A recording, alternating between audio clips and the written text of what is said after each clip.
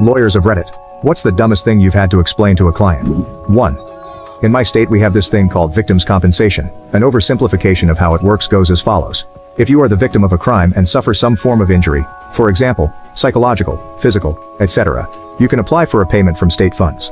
If you are the perpetrator of one of those crimes, for example, an assault, robbery, pedophilia, etc., an order can be made for you to pay the state back an amount relating to that victim's compensation. I had a client who felt the process of being convicted for assaulting his relatives, and having to pay victims' compensation back to the state was arduous, and in return, he should be receiving victims' compensation from the state. So, that was fun to explain. 2. I once had to explain to a client that he could, in fact, fire an employee for 1. Stealing significant sums of money from the safe, 2. Pulling a gun on a coworker who questioned these activities, and 3.